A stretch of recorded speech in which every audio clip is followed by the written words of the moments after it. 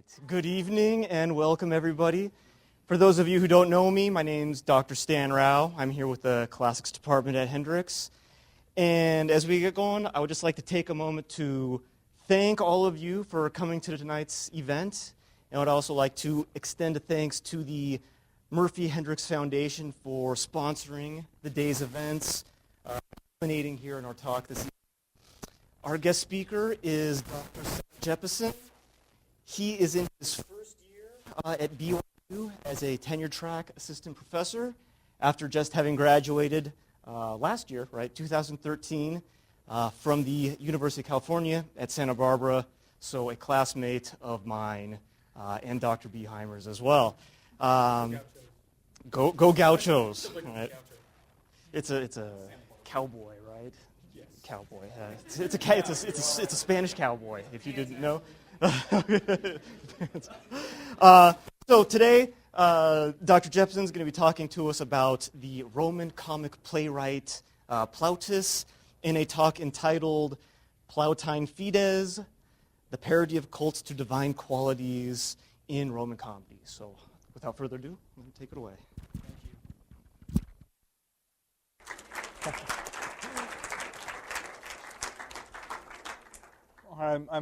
I'm glad you could all come out this evening for a talk about Roman comedy. With I always think about these talks that have the colon Plautine Fides parody of cults to divine qualities in Roman comedy, and you're thinking like, what does all that stuff after the colon mean? I'm not sure. So I'm glad you could all come out on a 7:30 in the evening to find out about this. I also apologize for the little delay in getting started. I always when I come to talks like this and they don't have the tech all ready to go, I'm like, come on, like you didn't know this was happening, and I judge them. So now I will be more charitable in the future. Sometimes things just don't work out. So, but we've got it all running now. It should run fine. So tonight I'm going to talk about the power of words, which isn't very specific. Right, I've noticed, in looking over the program for the other Hendrix Murphy lectures, all of them in some way are about the power of words, the power of literature, the power of drama. Today I'm going to talk a little bit about the ideological power that words and phrases can have, and the interaction between poetry and politics, both in the modern world, and we'll start there, and then we'll move into the past and talk about how these same issues presented themselves for the Romans in Roman society. So, as I said, first we'll start talking about some modern political slogans. All right, and now you take a look at this image here. And you just see one word on the bottom here, change. Nothing else. See, it's part of a poster. You can see the font. That tells you a little bit about it. But is anyone unclear about who this poster refers to? I think even just the single word there, we all know how to complete the poster, right? This comes from Obama's campaign. He did very well at marketing this single word to be synonymous with his campaign. Now we can ask whether there actually has been the promised change, but as far as the campaign goes, this was very successful use of language, a very minimalist way to associate this one word change with his campaign. Now, in aftersight, we can see that this was true. Back in 2008, it was a little bit less clear that this would be the case. A political analyst and an advertising guru, Steve Cohn, said this of Obama's choice of just picking, a single word like change to represent himself. He said, the trouble is, change is such a generic word that while those following the campaigns could associate that word with Obama, I doubt many could tell you what the actual line is, and that's not good if you're trying to separate yourselves from a field of candidates. So the actual line, it wasn't just the single word as we saw on the poster. There's a full line involved with that. And in 2008, his slogan was "Change we can believe in." Okay, all we remember now from the bumper stickers and posters like the one we saw is the big word "change." Okay, and as Steve Cohn expressed there, one problem with such a simple slogan is that it's open to appropriation by other politicians. Right, so if you take other, well-known political slogans, they're not quite as open like this. Like take in the 1950s, you had President Eisenhower ran with the slogan "I like Ike." No one's going to steal "I like Ike" from Dwight Eisenhower. They're like, yeah, we like Ike. He's the other guy, right? You can't steal that from him.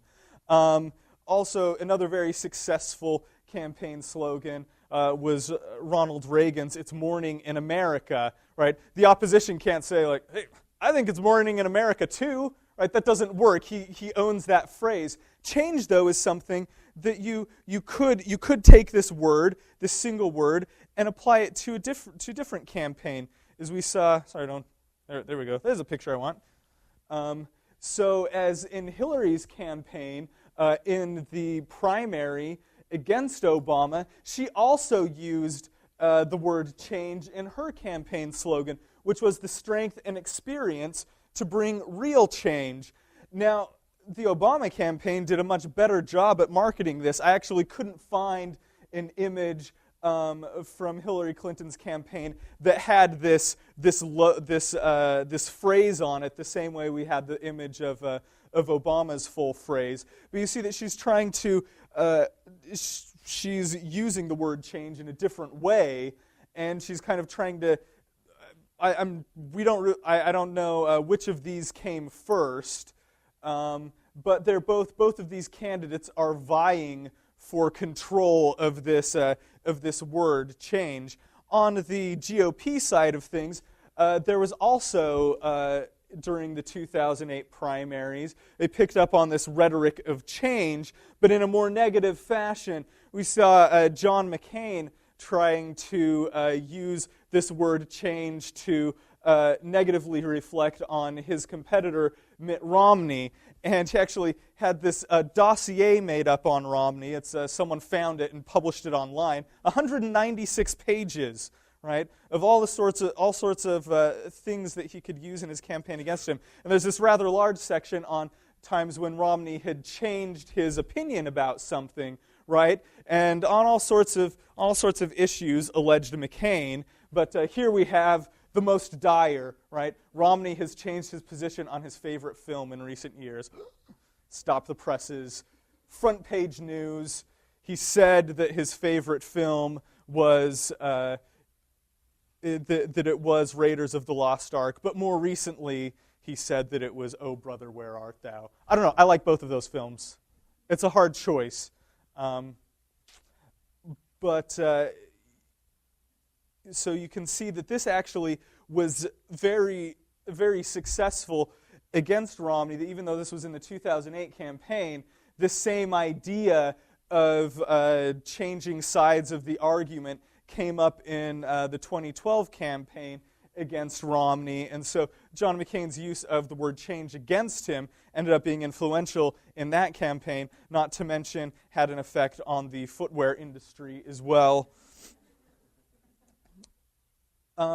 What most people don't realize is that Obama wasn't the first person to use the word change in his campaign slogan. The campaign slogan of Walter Mondale was "America needs a change." All right, now you guys might be looking at this and you're like, Walter Mondale? I don't. This doesn't ring a bell.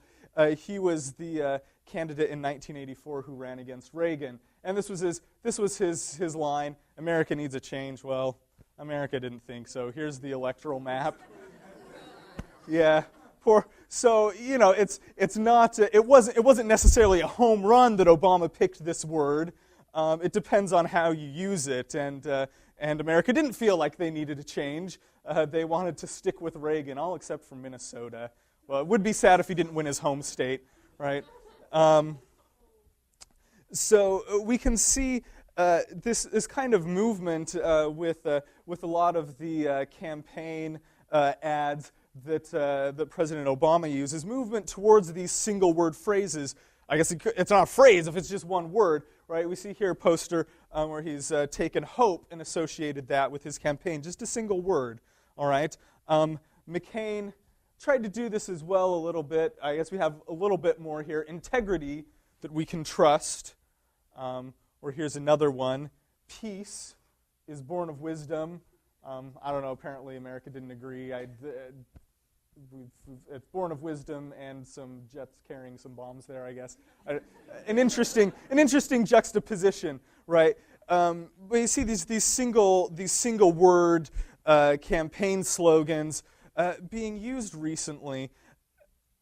Something we should note about these really brief campaign slogans, they mark out a conceptual space that is up for grabs, right? We could see in the 2008 campaign both Obama and Hillary Clinton kind of vying for possession of the term change, okay?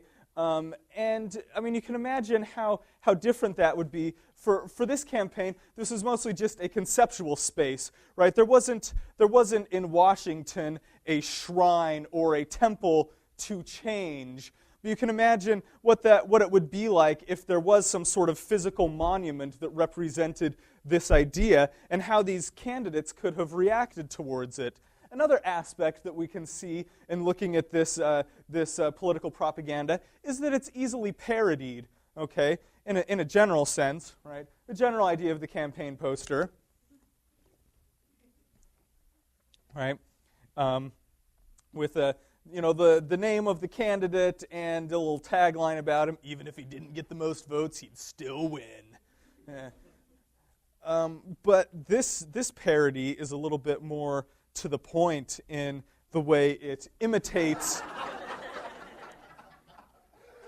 Yeah, I think you might be able to find T-shirts of this online if you enjoy that. But you can see the color scheme, the font, the way it's laid out. It's really a very clever imitation of the imagery of the Obama campaign.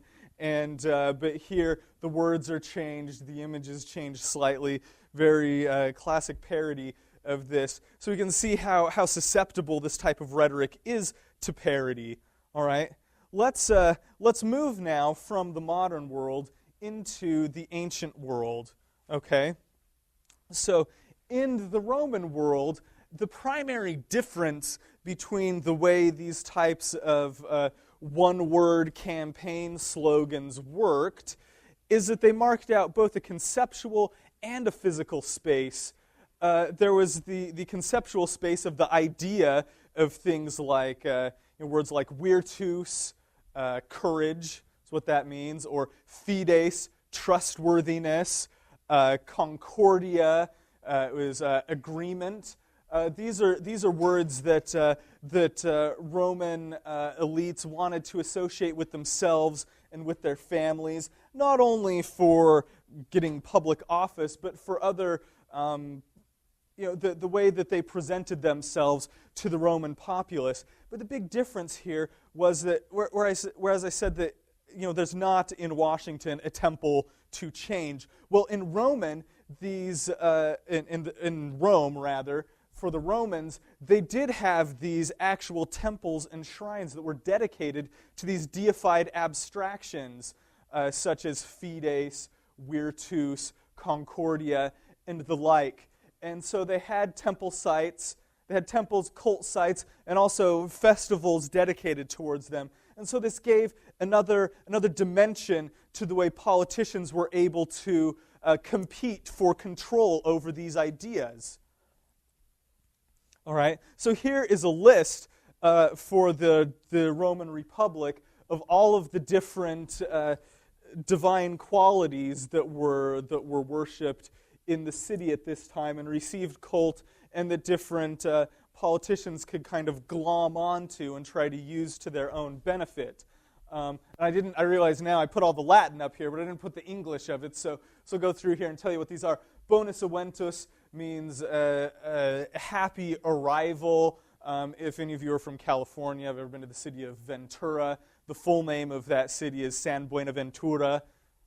just the Spanish version of this phrase, fortunate or happy arrival. Clementia, clemency, concordia, these ones are kind of obvious, concord or agreement. Felicitas, happiness, but with undertones of luck and fortune. Fides, where we get words like fidelity from, means trustworthiness. Fortuna, fortune. Annos, honor. Juventas, youth. Libertas, liberty. Men's mind or intelligence. Moneta means, initially has something to do with memory, but later gets associated with a temple of Juno Moneta, which they had a system set up to regulate coinage and various forms of payment, so where we get monetary from. But this doesn't mean that, like, hey, money was a god. I mean, it always is in cultures, right? But usually we're not we don't say it quite so loud as that. Ops is like a help or assistance. Pietas, piety, pudikitia would be, am I drawing a blank on this? This is embarrassing.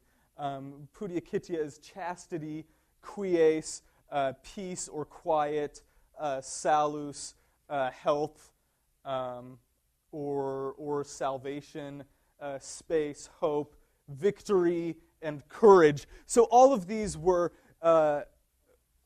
these kind of concepts that ended up being treated like deities by the Romans, and they had temples and cult sites set up to them, and they would have days on which you would celebrate these particular deities. All right. So as I said here, you have these physical representations such as statues, temples, and shrines, and they established a connection between this certain quality and the founder, right? The guy who sets up, who dedicates the temple of Fides, is making this claim that he has special, compared to all of these other Romans, he has some special claim to trustworthiness, that he's the guy who dedicated this temple to the deity. But it wasn't just limited to once a temple was dedicated, that it was only associated with that one guy and that one family. You could lay rival claims to these things by rededicating a temple. If, say, you could make an argument that, look, this has kind of fallen into disrepair, someone needs to refurbish it and fix it, well, then you could associate your own name with that site.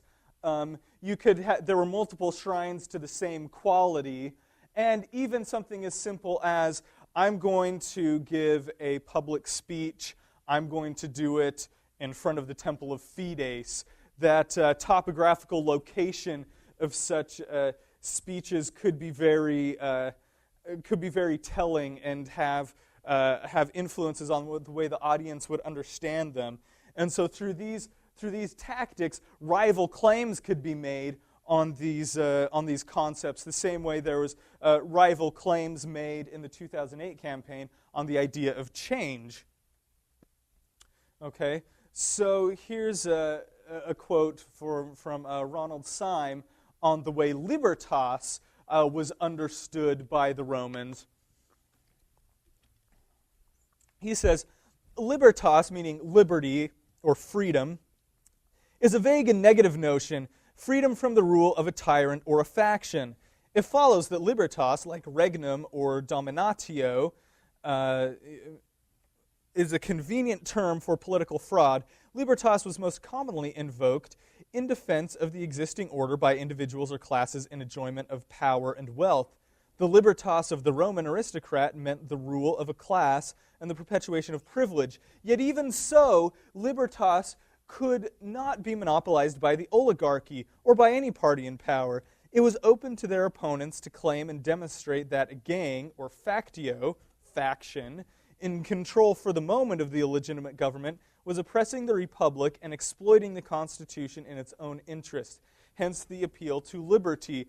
So you can see different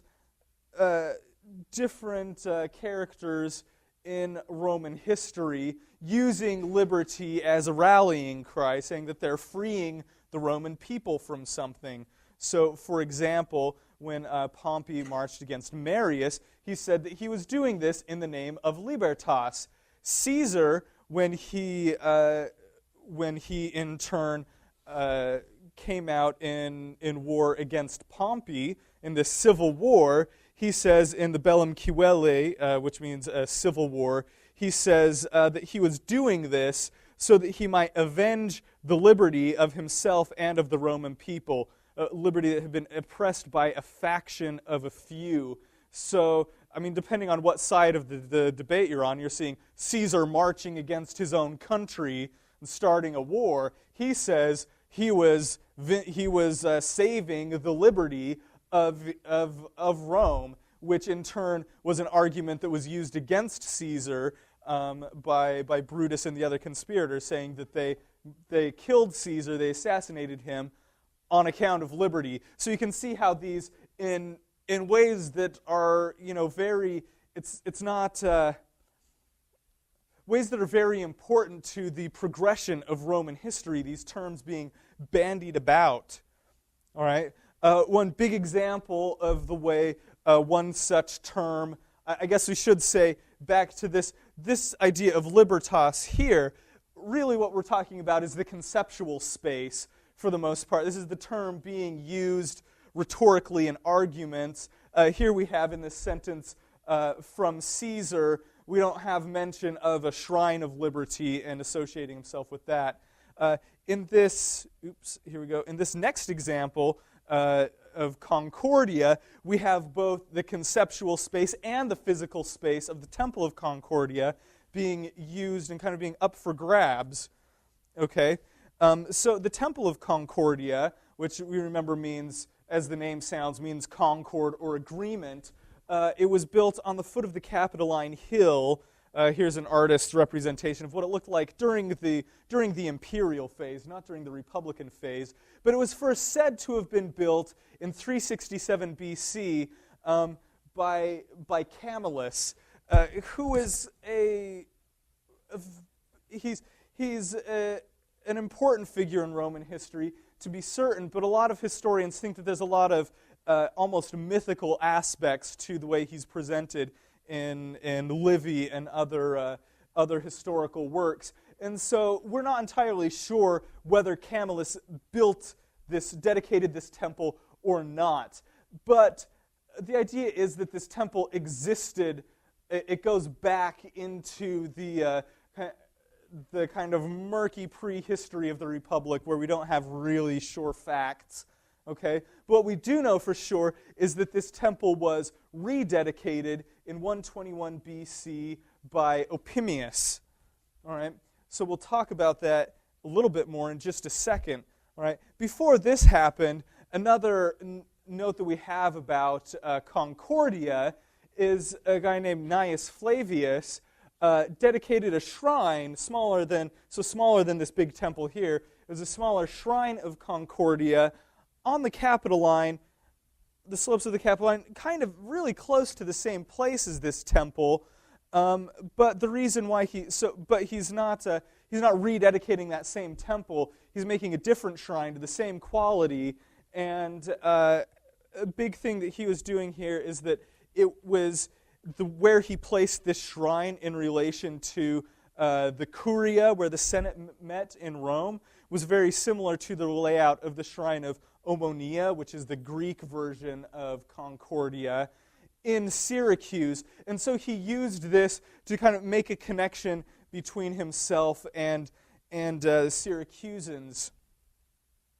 So we see him, making a new shrine to the same quality and using it for political purposes. Lucius Opimius, in 121, when he rededicated this older temple of Concordia, he did it to commemorate the resolution of the conflict with Gaius Gracchus. Those of you who know your Roman history know that this conflict with Gaius Gracchus ended with the murder of Gracchus plus 3,000 of his followers. Roman citizens all killed in the city of Rome. So this doesn't look great. And Opimius says, he says, okay, so we solved this problem that we had in Rome of this faction led by Gracchus, and to celebrate that, I'm going to rededicate this Temple of Concord because we came to a peaceful resolution. Like, yeah, after killing 3,000 people, right? So of course, this irony wasn't lost on the Romans. Plutarch gives a record that there was a graffito scrawled on the side of the temple that said, "A work of mad discord made a temple of concord." So kind of pointing out yeah, we don't want your style of Concordia, Opimius.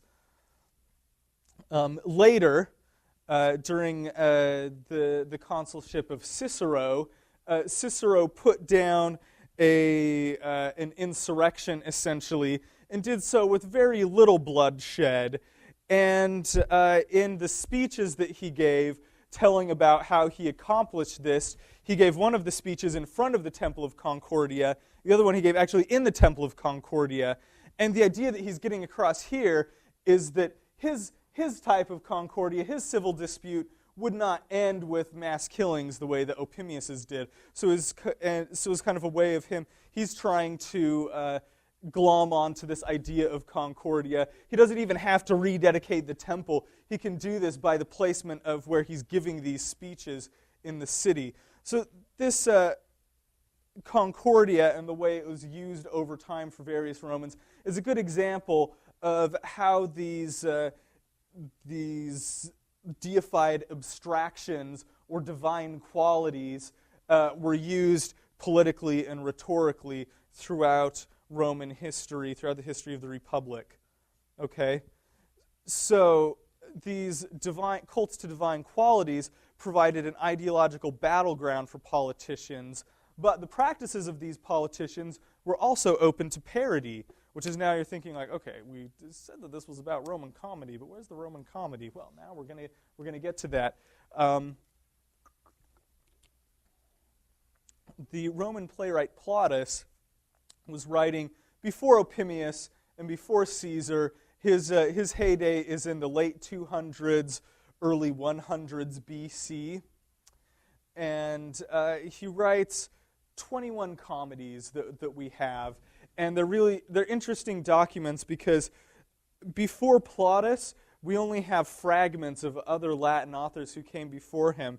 So he's the first Latin author for whom we have a full corpus of works. But it's kind of hard to since we don't have other contemporary works except in fragments from his time period. We know that I guess I make the argument that his comedies had a certain topicality to them, that they interacted with the intellectual milieu of Rome at the time that they were written. But it's really hard to kind of triangulate on that and figure out the way that he did it. So one thing that I argue here is that that Plautus, he parodies the way that that politicians used these cults to divine qualities for political purposes, and so that gives us some in a similar way that we can see examples of these cults being used later after the lifetime of Plautus. So we'll look at some examples of that. Okay, so first of all, he has some really general ways in which this concept of people being able to lay claim to certain qualities is used for comedic purposes. This passage here comes from the play Asinaria, and in this story you have a young man who is in love with a young woman who happens to be, she's a courtesan, kind of high-class prostitute, and he needs a whole bunch of money because to secure the affections of said young woman. And so he gets his slaves to help him secure the money. They employ some stratagem and get the money for him, but at the moment when they're going to hand over the money, they don't do it. They tease him first before giving him the money. So the young man's name is Argarippus, and he says, will you give me the money? And his first slave, Libanus, says, only if you set up a statue and an altar for me and sacrifice to me like a god, since I am your salvation, Salus, after all. So we remember that Salus was one of these divine qualities that actually had a temple and statue in Rome. Libanus is saying, yeah, you better make another temple for me because I'm your salvation. I got this money for you. And then he tosses the bag of money to the other slave, Leonidas, who says, "Ooh, master, leave him and come over here," like playing keep away with him. "Will you worship me like you said you'd worship him?" Agrippa says, "Which god do you want me to call you after?" As Fortuna, and subservience too. So he picks up on these other cults that existed, and subservience, like Fortuna we saw in that list, and we see that's part of the normal list. Obsequens, this was an epithet of Venus at one point, but we see that he gets a little bit funny here by throwing subservience in. I guess Roman masters probably wished that their slaves wanted to be worshipped as subservients, but this plays on some anxiety of slave rebellions that we see coming up in Roman comedy. Right? Another example here, this one from the Captivi, which is a play about this old man named Hegio who is trying to ransom his son who has been taken captive. It was captured in a battle abroad, and he's trying to ransom his son. His parasite, which means like his a guy who he's not a tapeworm or something. The parasite is someone who's like a toady or a yes man that's always trying to get a free meal from people. He finds out that the son has been rescued, and so he comes running back from the port, and his name is Ergasilas, and he says to Hegio, "Order clean vessels for a ritual to be brought to you, and a nice fat lamb too." "Why?" says Hegio. "Well, so that you can sacrifice." "Well, to which god?" "To me, damn it, for I am the highest Jupiter to you. I am also salvation, fortune, light, happiness, and joy." So he's asking to be worshipped as all of these different divine abstractions. Now we see here's a standard aspect of parody in the comedies of Plautus, that he takes things that were associated with the elite class in Rome, such as these cults here that politicians used for their own political purposes, and what Plautus does is he associates them with these low characters like slaves or this toady yes man kind of character here, and so he does this kind of social inversion with the way he presents certain ideas. But we can see in these examples, it's primarily conceptual treatment of divine qualities, even though in the previous one he says, "Hey, I want you to set up a statue in a temple." We're not actually seeing statues in temples of these deities on stage. We're just talking about it more as ideas. Okay? Let's talk now about this play called Aulularia. Aulularia means pot of gold. All right? In this play, there's parody of the cult of Fides, or Fides means trustworthiness, and it's thematically sustained throughout the play. But what's more than that is that in this play, we see both the conceptual space and the physical space of Fides being up for grabs. Okay, so first of all, a little bit more about Fides. We said that it means trustworthiness, but it also represents the contractual fulfillment of obligations, obligations between gods and men and between different human parties. So those of you who are acquainted with Roman history or taking Latin, you know the importance of the phrase pietas as being honor and respect towards the gods and towards your family. Fides is like a more specific version of pietas in that it refers to specific contracts that are made. So when dealing with different human parties, one area where we see Fides coming up a lot for the Romans is in alliances between other powers, right? That the Romans really prided themselves on their fidelity towards the alliances that they made with other people. And you're also supposed to show Fides towards the gods. You're supposed to give them proper worship, and that was a way that you showed Fides towards them. So Fides was an important aspect of Roman cultural identity and something that they really prized themselves on. We get this great passage in Polybius where he talks about this. Polybius was himself a Greek who was taken to Rome and writes a history of Rome in Greek. And he says about this, this is the reason why, apart from anything else, Greek statesmen, if entrusted with a single talent, a measure of money, a lot of money, though protected by 10 checking clerks, as many seals, and twice as many witnesses, yet cannot be induced to keep faith. The word he doesn't use pistis fides, because he's writing in Greek. He uses the Greek version, which is pistis. He says, whereas among the Romans and their magistracies and embassies, men have the handling of a great amount of money, and yet from pure respect to their oath, keep their faith intact. And so at the time of Plautus, a big juxtaposition that was made was the Romans said, oh, we have this great obligation towards fidelity and trustworthiness towards other people. And they opposed this to the Carthaginians and the Greeks, with whom they were having ongoing military engagements. And they portrayed both of these other people as people who broke their oaths and broke their treaties and used treachery and other backhanded methods to get ahead. And the Romans said, we don't do that. We have Roman fides versus the Punic, the Carthaginian fides, and the Greek fides. Now, whether this is actually true, this is Roman propaganda, but this is the way that they portrayed themselves. Now, the Aulularia, this play, is about a miser named Euclio, who has found a pot of gold that was hidden by one of his ancestors in the house, under the hearth in their house.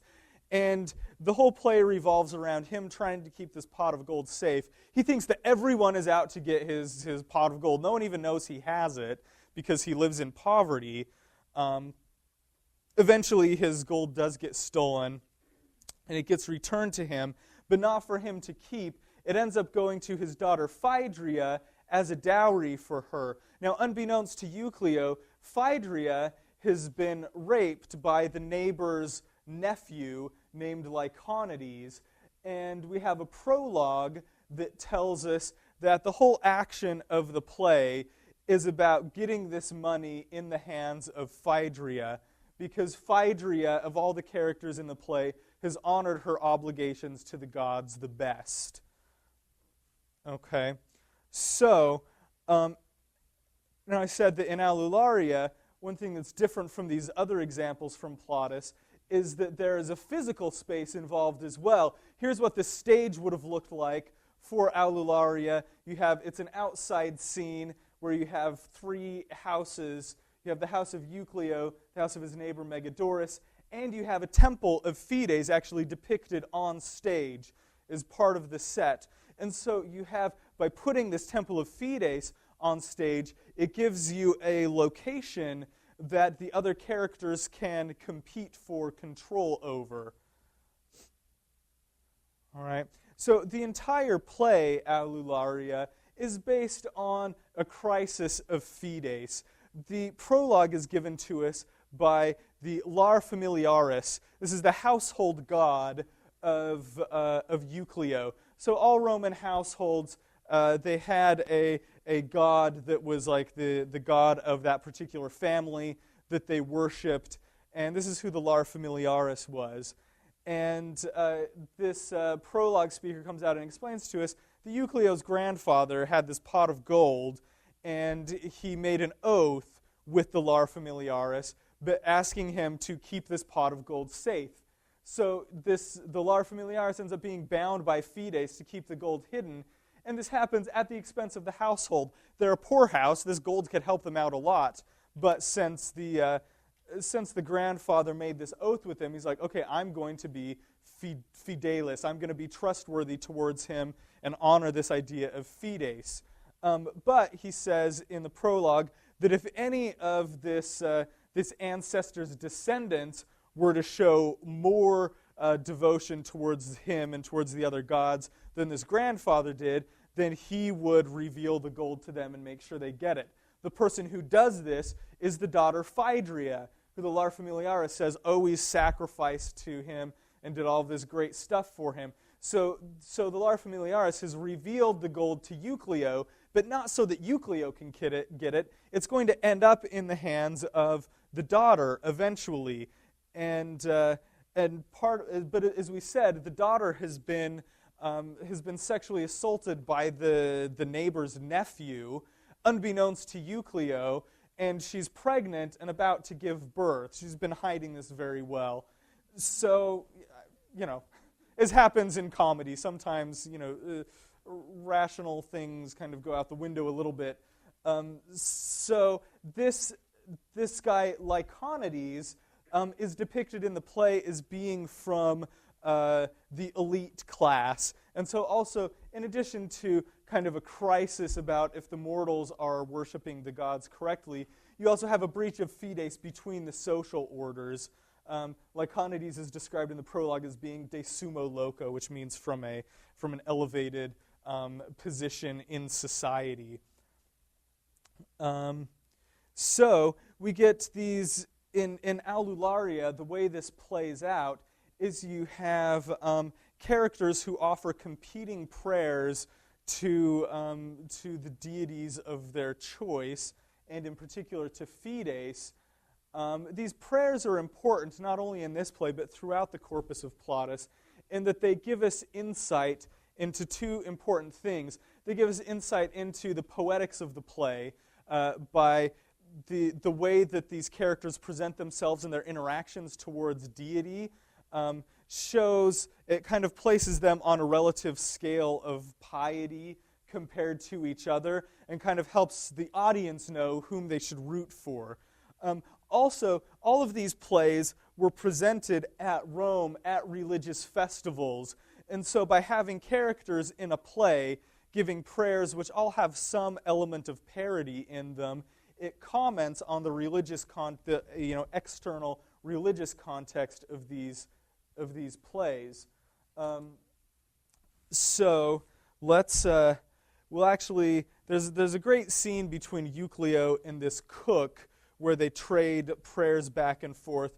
We're gonna skip over that one, and let's just go to the main one here, the prayers of Euclio and the slave of Lyconides.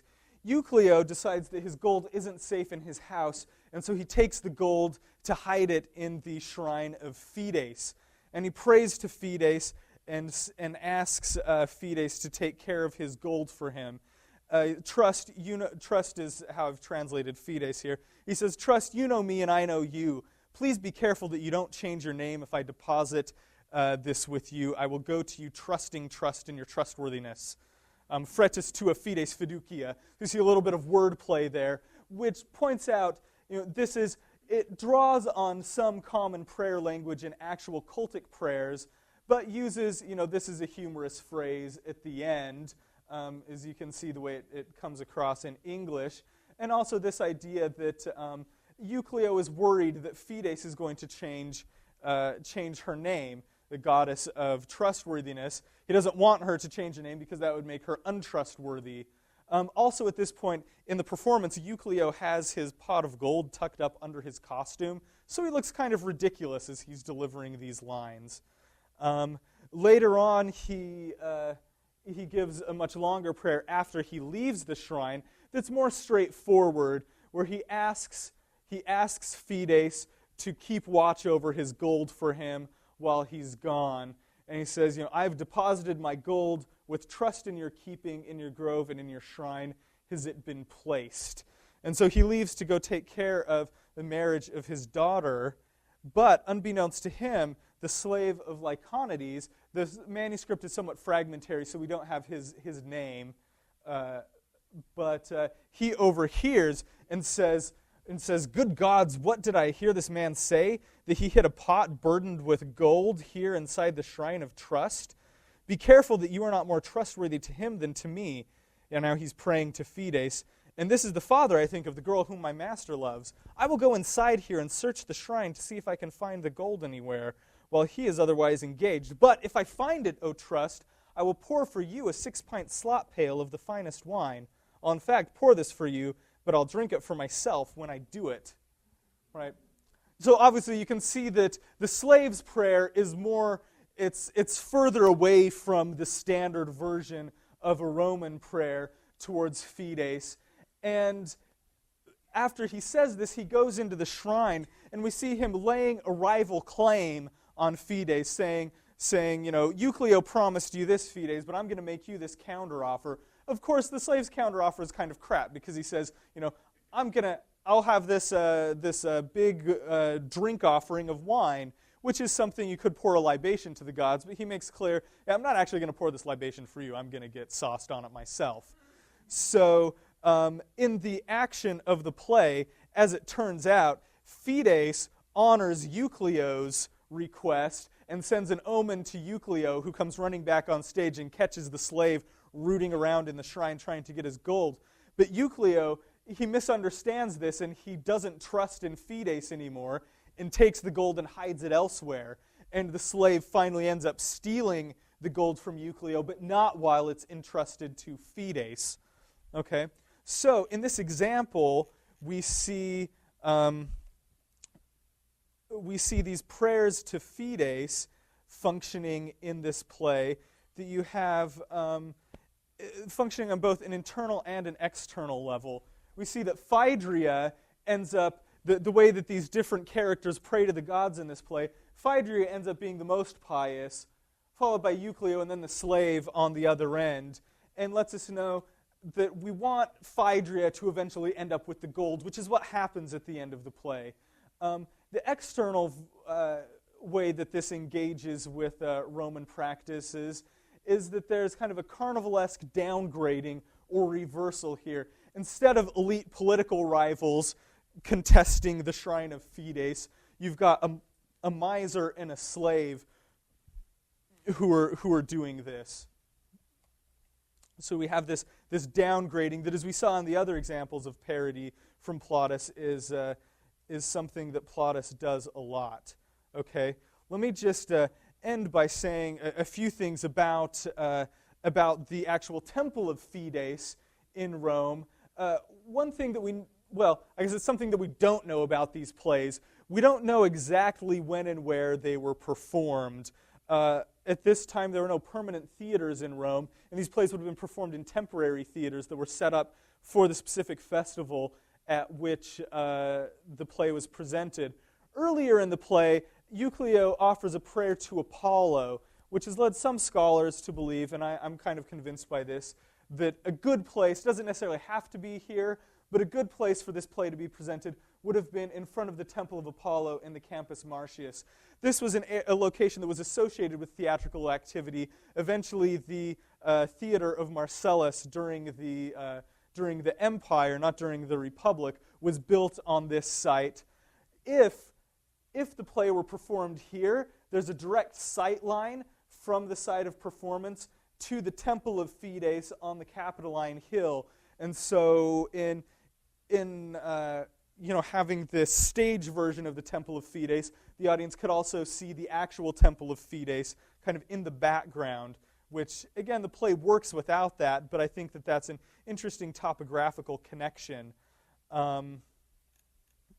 For the Romans, this Temple of Fides, it was dedicated during the First Punic War by this guy Aelius Attilius Calatinus, who was a hero of the First Punic War against the Carthaginians.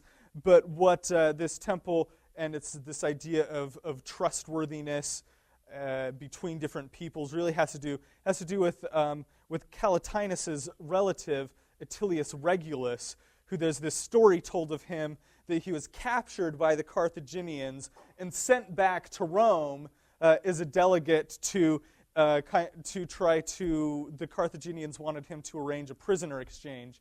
And Regulus famously went to Rome and told the Senate, don't exchange prisoners, it's not going to be worth it. And then he had the opportunity while there, he could have stayed in Rome, but he had made an oath to the Carthaginians that he would deliver his message in return. So even though he knew that he was returning to torture and death, he left his family and went back to his Carthaginian captives. This is commemorated by Horace in his Ode 3:5, where he says,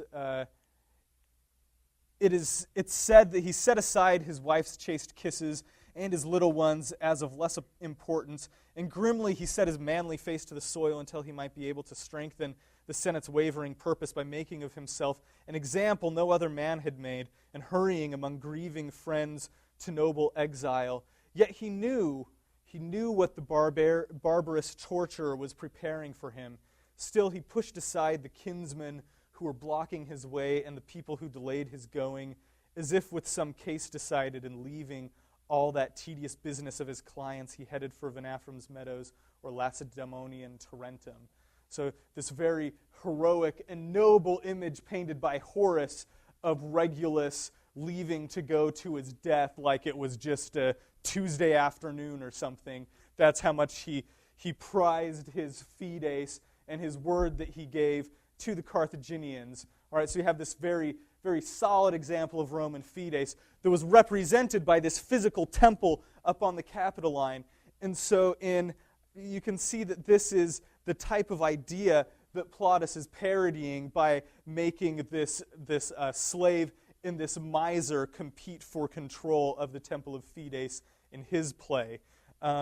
So just to sum up here at the end, Plautus, in his plays, he parodies the way in which Roman elites competed over the physical and conceptual boundaries of cults to divine qualities. And similar to the parody of Chuck Norris saying "Yes, he will," right? This parody, it's not just about laughs. It kind of positions Plautus within this cultural and intellectual milieu that was going on at Rome in the time in which he's writing. Something that lots of scholars of Plautus, it's getting better, but in the past people weren't willing to go there and say that these comedies really had resonance within Roman culture. But looking at the way that these cults to divine qualities are parodied in Plautus helps illustrate that for us. Thank you.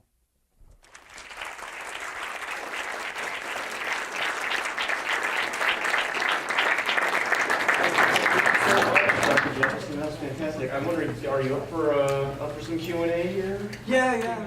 All right. Sure. Do you have any questions for Dr. Jeppesen here? Yes. Is it cynical?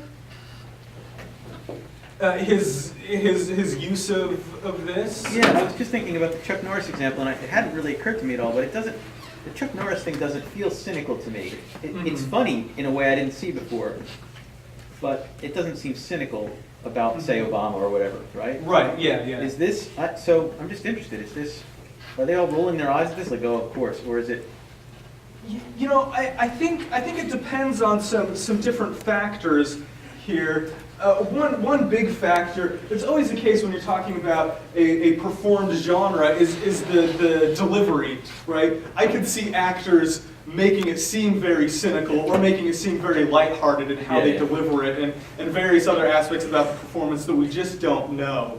Another thing is that we have, for this, I think definitely with Fides, you're drawing on this story of Calatinus and Regulus from the First Punic War, but this is removed by some time from Plautus. One thing that's frustrating with working with Roman comedy, especially Plautus, is that we don't have a lot of the context. We have to kind of fill in the blanks from stuff from other time periods. I imagine if we had, for example, from the Asinario, when he's talking about Salus and the slave saying, like, oh, you should worship me as Salus. If we had records of what politicians were kind of banking off of this, their association with this temple at the time of Plautus, then maybe we could say more securely whether it's cynical or not. But we just don't have that information, which is kind of maddening at times. Yeah. Yes. Could you perceive it more as satirical? It does. It does make a commentary on Roman society and the way they do this.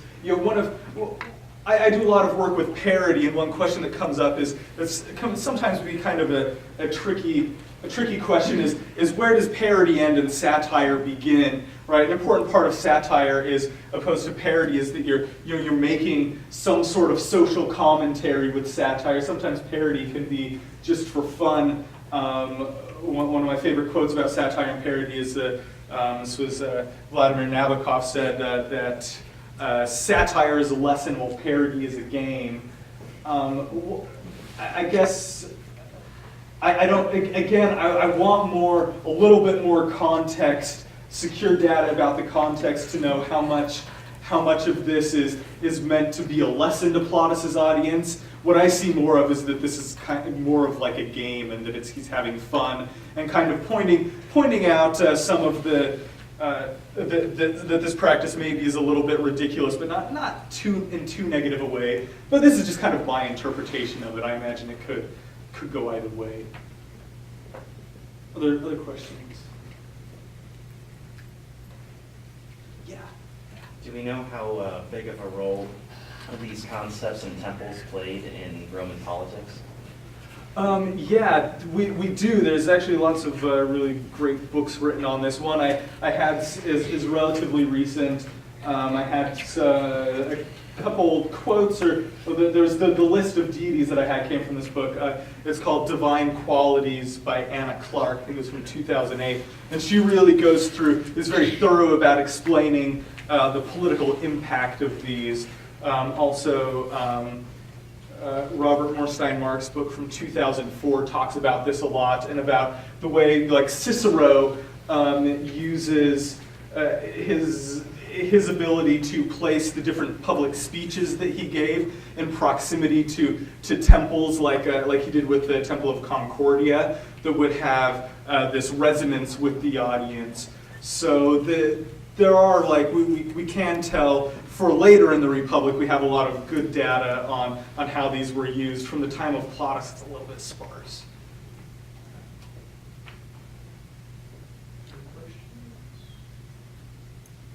I have a question. This may take you maybe a little too far afield from the topic in general, but as far as the personification of divinities go, I've always had sort of a thing with virtus. Which essentially translates into weir, man, to sort of manliness, which is where we get courage. Mm-hmm. Ironically, it's feminine, gendered in concept. Latin, right? Yeah. So I'm curious. Have you seen any ways in which Plautus maybe sort of parodies this idea at all, or is this sort of too far beyond that? No, not at all. Not at all. This is actually a really interesting one. There's in his play Amphitruo, which tells the story. Most of Plautus's plays aren't mythological, but this one tells the story of the birth of Hercules. And Hercules' mother, Alcmena, is in this play. She's about to give birth. She's pregnant with twins, and she gives this big ode on virtus, which a lot of translations will translate it as virtue or excellence. And they say that she's this tragic character delivering this beautiful aria on virtus. But another way of looking at this, which I think is probably how, and we don't know for certain, but I think is probably how the Romans would have played this. Have to remember that all of these roles were actually played by men. So female characters were presented by men on stage, and usually Plautus doesn't draw attention to this fact, but every once in a while he'll make a joke on the fact that these are actually men playing these roles. And so, for example, in one play, those of you who came to the workshop this afternoon, we talked about Plautus's Rudens. You have a shipwreck, and there are two female characters who have washed ashore at separate times in the shipwreck and are looking for each other. And they hear one another talking on stage, and they say, "Oh, was that a womanly voice that I heard?" And the joke is, well, it's not a womanly voice because it's a male actor, and so it's kind of like this meta-theatrical joke, like yuck yuck, it's actually a guy dressed as a girl, even though normally they don't really draw attention to this illusion. But I think with this scene with Alcmena, you have a guy dressed in a female costume that's like, 9 months pregnant with twins, coming out, giving this big speech about manliness, right? And it says, like, everything, like, at the end of it goes, all good things are present For him who truly possesses manliness, says the actor dressed like a pregnant woman. So I see that. Now, not everyone agrees with that reading of this scene, but I think that's how it would have been played. So you do have Weirtus being kind of these issues that you brought up about it being made fun of in Plautus. Very good. Yeah. Any other questions for Dr. Jeppesen? Just a clarification, the deified concepts, are they like just concepts that are raised on a pedestal, or actually they deified as like a godly presence? A godly presence, so they actually would have like altars and they would sacrifice to them. I'm trying to think if we have on one place where we see them actually personified, or like anthropomorphized rather, is on coins, and I didn't have any images of coins, but there are lots of coins that will have like libertas or fides as a female presence with some like aura around her. A different. I'm trying to remember what the different attributes are. I was looking at one coin of fides that was a female rider on a horse dragging someone, and I'm like, I don't know. I guess maybe this was someone who broke Fides, and this is what you get. It seemed a little intense, but yeah, they were actually deities and actually anthropomorphized in some respects as well.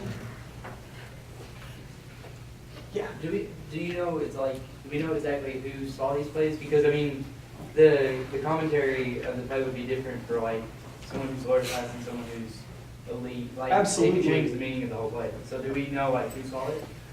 Ish. This is actually one area in which studies on Roman comedy, it's a little bit of a battleground right now. Like, ooh, tension in the studies of Roman comedy, battlegrounds, right? But there are different scholars there's one guy, Michael Fontaine, who says that these were written for the upper class and that slaves wouldn't be present in the audience. Or even, it was mostly written for like the senators at Rome to go see. But I don't agree with that. The other argument is that anyone who might be at this festival could potentially sit and watch these plays.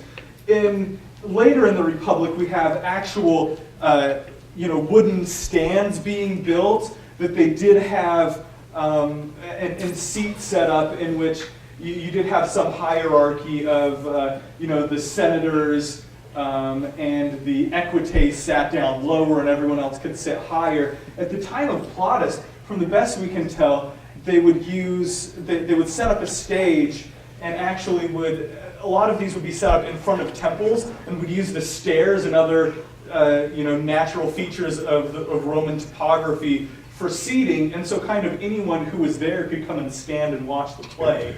But you're right to point out that it reads very differently depending on what your social class is, and that's kind of one of the interesting aspects of these plays. One thing that I see a lot in Aulularia is lots of shout-outs to the lower plebeian class in Rome. That I don't know if the elite would pick up on it as much as the plebeians would, or not. But I think that all different classes could be in the audience, including slaves, and there are moments in these plays that really speak to the status of being a slave. One of the reasons why is that most of the actors on the Roman stage were slaves. So yeah, that's a really interesting topic that I could probably gas on for a lot longer about, but I'll stop now. Any other questions? All right. Well, we have a reception set up outside, I believe, for food and drink. Everybody is more than welcome, and in fact, I encourage you to stay, chat a bit. If you have maybe sort of private questions you might want to ask Dr. Jeppesen, he'll be available. You never know. But let's take our guest. You go ahead. Okay. Thank you.